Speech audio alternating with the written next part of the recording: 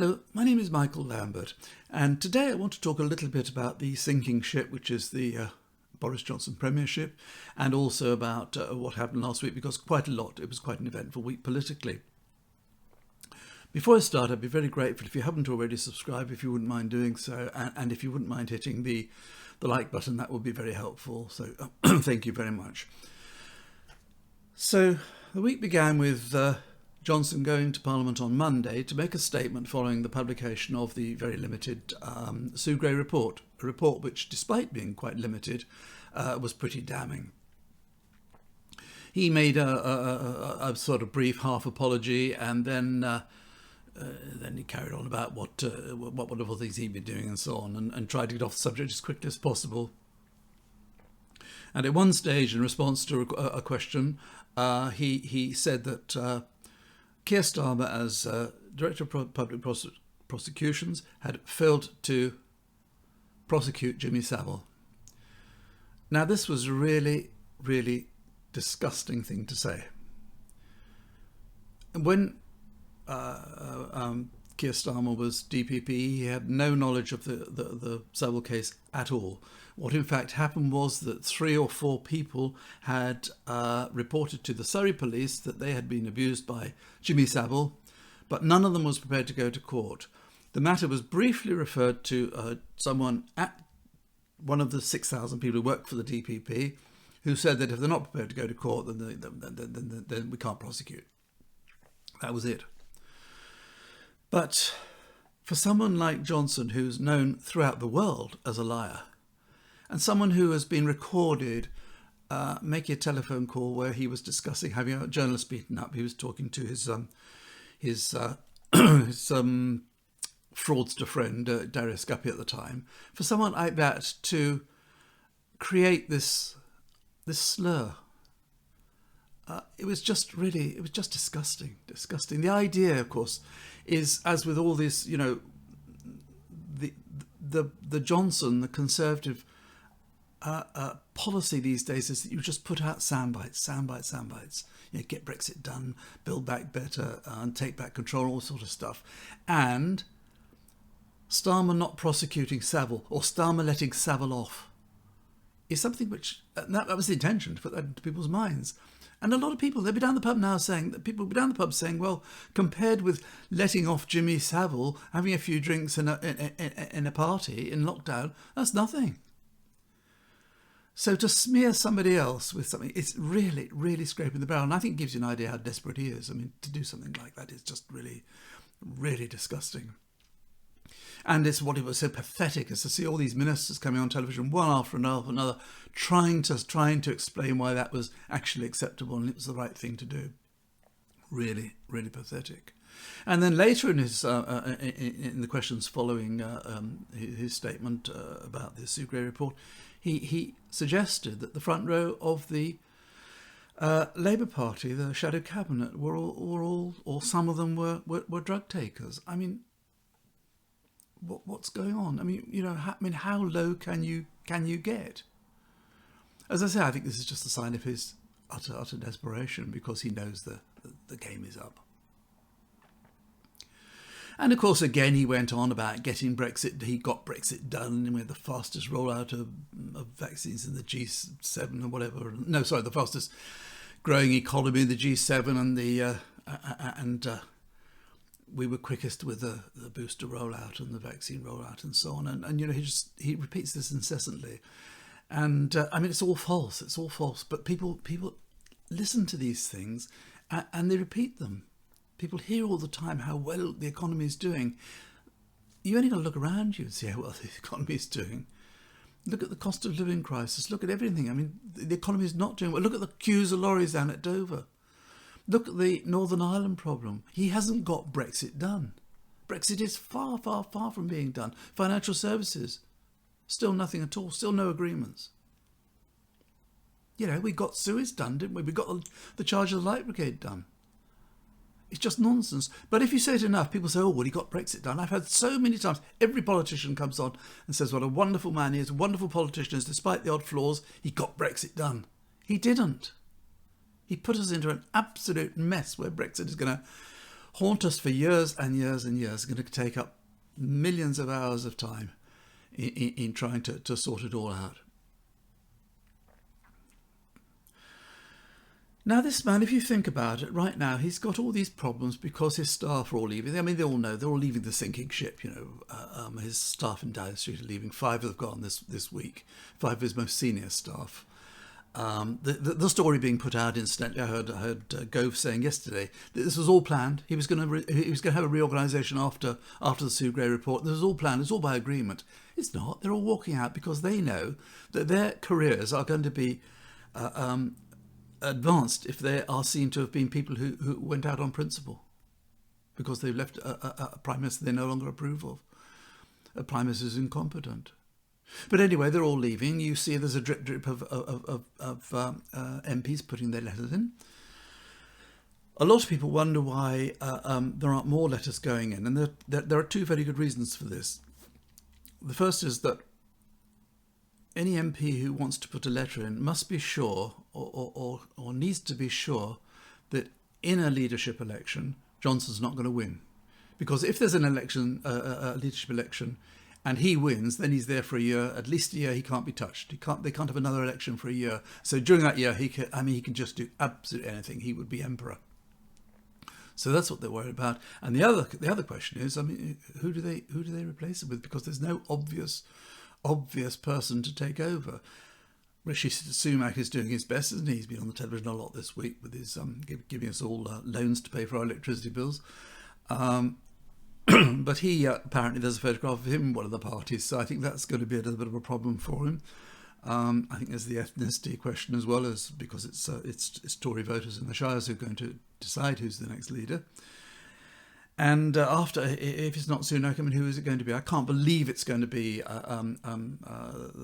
Dim Lizzy, our Foreign Secretary, who incidentally said last week that in support of the Ukrainians and so on, and the countries around them, we were going to send supplies to our Baltic allies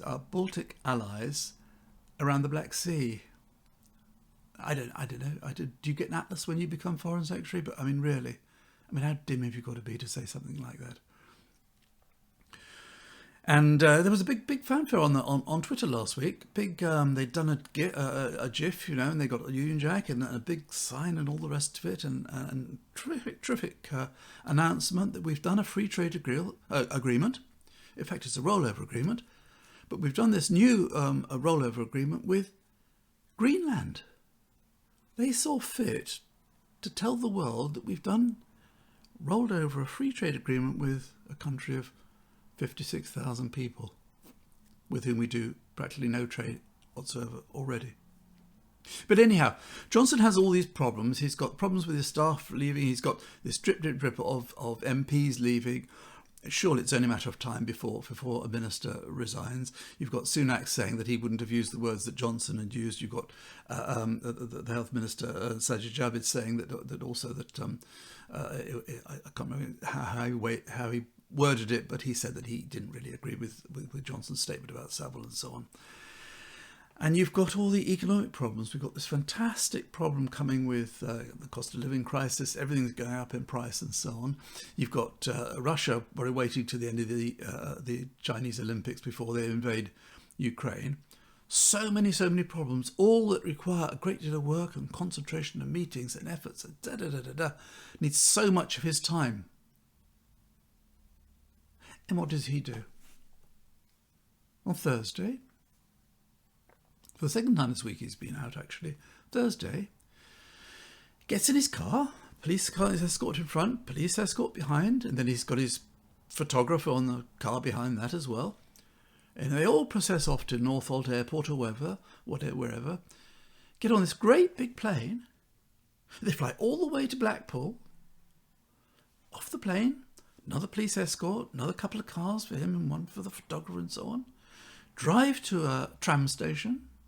He puts on a high-vis jacket and a hard hat, gets in the cab of the tram, drives it 10 feet, gets out, answers a question in which he refuses to apologise for his remarks about Savile, back in the cars, back to the plane, fly back to London, back to Downing Street. Now, what is that for? At a time of huge crisis, what is the point of that? We have all seen him 1,000 times dressed up in high-vis and hard hats. What was the point in going all the way to Blackpool to have a photograph taken of you driving a tram? And the answer is really, he's just bone idle. He doesn't want to do the work.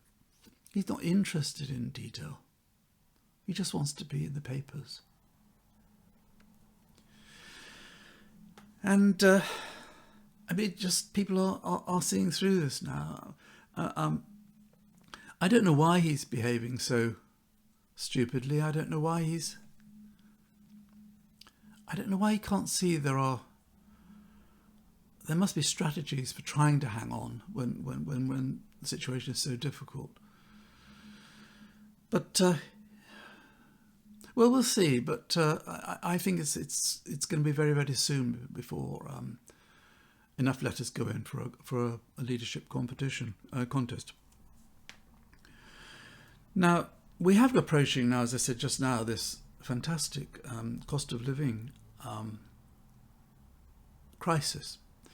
And the Chancellor, in his wisdom, has decided to put up national insurance by 1.25%, which is going to hit a lot of very poor people because they're already being hit by electricity and gas and groceries going up and shortages and all the rest of it.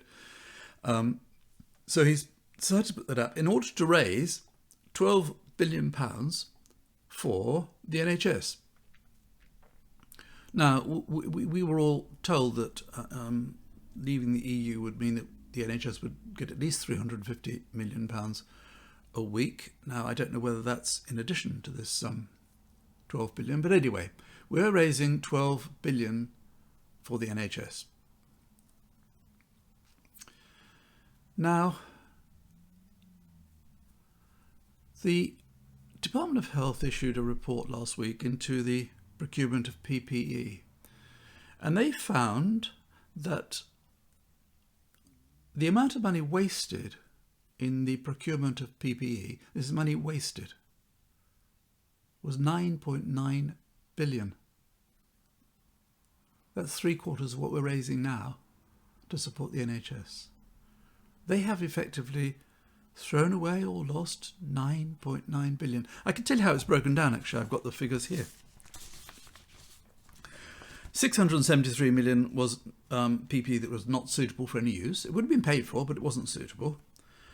2.5 billion was PPE which was not suitable for use in the NHS. In other words, they bought it, but when they got it, either they got the wrong stuff or they'd ordered the wrong stuff.